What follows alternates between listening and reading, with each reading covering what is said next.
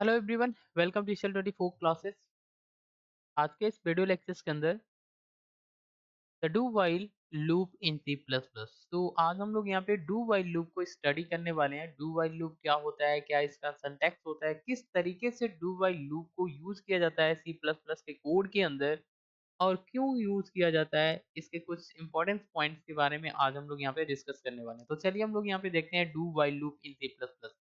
Actual में do while loop एक looping statement होता है सी प्लस प्लस के अंदर, जिसका यूज करके आप यहाँ पे एक सीरीज क्रिएट कर सकते हैं, या कोई सीरीज का जो पैटर्न होता है प्रोग्राम के अंदर आप डिजाइन कर सकते हैं। ये जो पैटर्न होती है या जो सीरीज होता है, ये कुछ ऐसी वैल्यू होता है जो अपने आप को रिपीट करके बार बार यहाँ पे डिस्प्ले किया जाता है। तो कुछ इस टाइप का अगर आपको करना क्या है, डू वाइल लूप का यूज करके कुछ सीरीज या कोई पैटर्न आपको प्रोग्राम के अंदर डिजाइन करना है, तब हम लोग यहाँ पे डू वाइल लूप का यूज करते हैं। डू वाइल लूप जो होता है ये ऑलवेज एक बार तो एग्जीक्यूट होता ही होता है जब आपकी कंडीशन फॉल्स हो।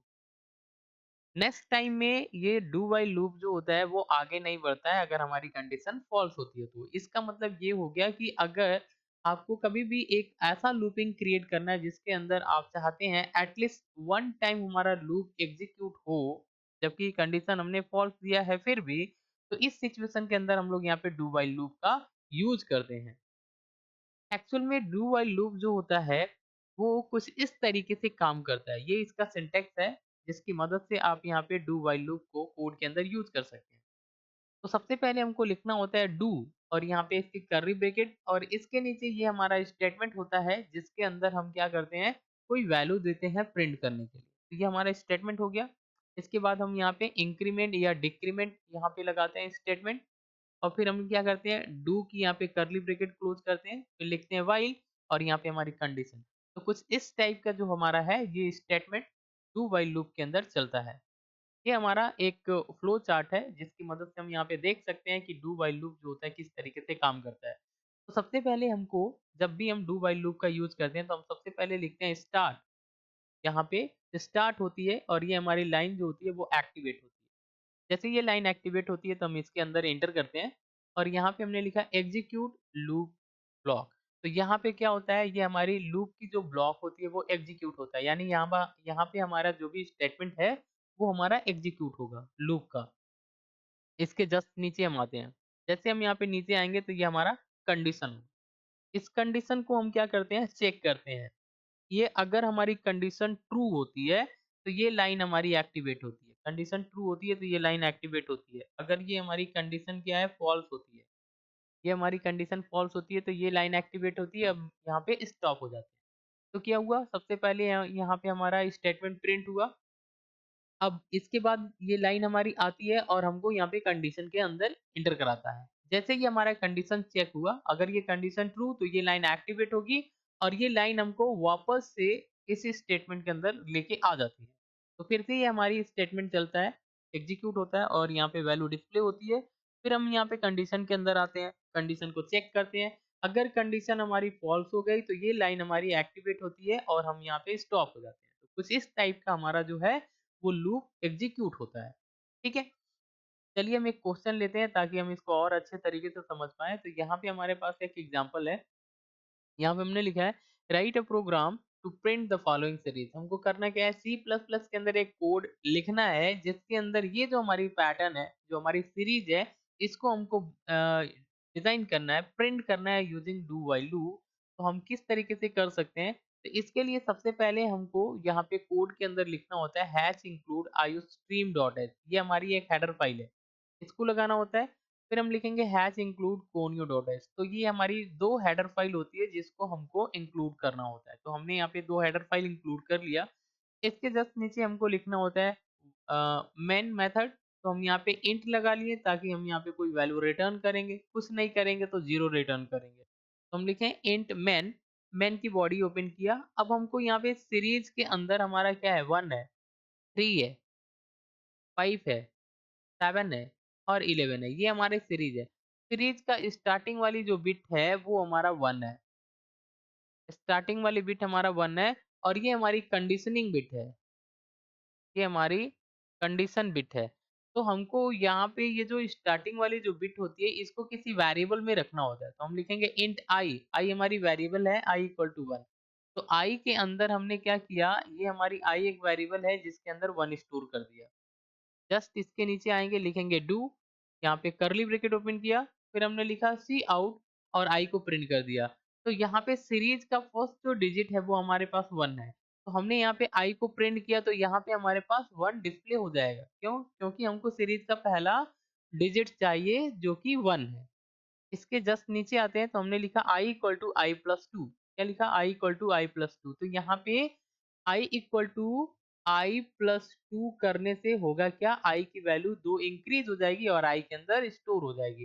तो सपोज दैट आई के अंदर हमारे पास कितना है, 1 है, और हमने यहाँ पे क्या किया, I equal to I plus two कर दिया।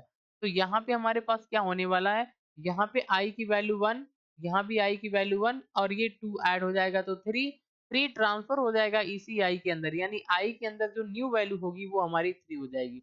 यानी ये स्टेटमेंट क्या करेगा, हर बार 2 जो होगा वो इंक्रीमेंट करेगा, और हमको ऐसा ही चाहिए क्योंकि हमारे पास सीरीज क्या है, 1 है, 1 के बाद 3 है, 3 के बाद 5 है, 5 के बाद कितना है, 7, 7 के बाद 11। ये हमारी सीरीज है जिसके अंदर प्रॉपर 2 की गैपिंग चल रही है। कितने की गैपिंग है, 2 की गैपिंग। तो दो दो हम क्या करेंगे, इंक्रीमेंट कर देंगे।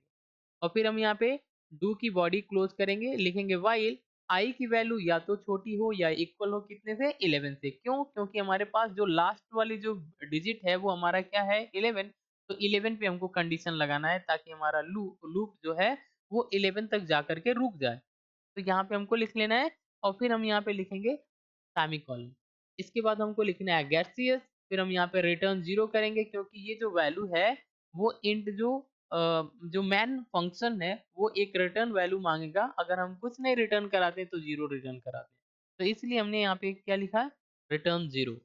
अब हम इस कोड को आपको रन करा के दिखाते हैं ताकि ये आप यहाँ पे देख पाए अच्छी तरीके से सीरीज जो है वो हमारा बन रहा है कि नहीं। तो इसके लिए सबसे पहले आपको करना क्या है, जो भी आपके पास कंपाइलर होगा सी प्लस प्लस का उसको आपको ओपन कर लेना है सिस्टम के अंदर, और इसके बाद आपको यहाँ पे कोड को टाइप करना है।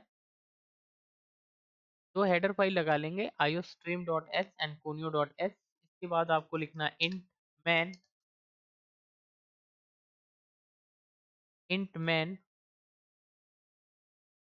यहाँ पे हम एक वेरिएबल बना लेते हैं आई इक्वल टू 1 कर देते हैं।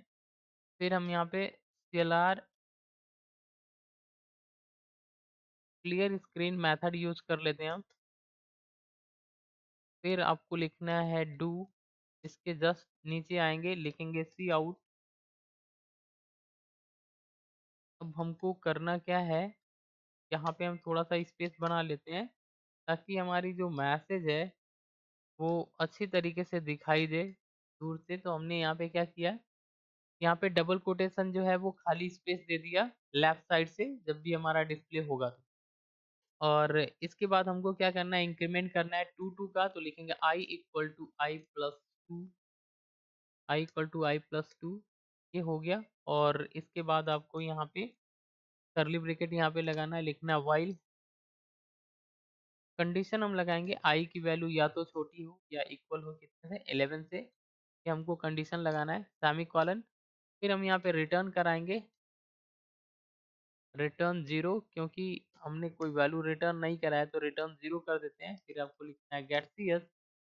गेट सी एस क्यों, क्योंकि आपकी मैसेज जो है वो स्क्रीन पर होल्ड हो ताकि हम यहाँ पे देख पाएँ। तो इसके लिए सबसे पहले आपको कंपाइल करना है, तो देखिए हमारे पास जो है वो एरर नहीं है, 0 है। तो हम लोग यहाँ पे क्या करेंगे, लेकिन थोड़ा सा हमारे पास अ, इसको हमको करना क्या है, इसको हमको ऊपर लिखना है गेट सी एस। अभी हम एक बार कंपाइल करते हैं तो हमारे पास यहाँ पे वार्निंग एंड एरर दोनों 0 है। अब हम यहाँ पे इसको रन कराते हैं। जैसे हम यहाँ पे रन कराएंगे तो कंप्यूटर की स्क्रीन पे हमको ये सीरीज जो है वो डिस्प्ले हो जाएगी 1, 3, 5, 7 एंड 9। तो आई होप आपको समझ में आया। आज के लिए बस इतना ही। Thanks for watching. अगर ये वीडियो इन्फॉर्मेटिव लग रही है तो चैनल को सब्सक्राइब करिए एंड शेयर करिए। Thanks for watching.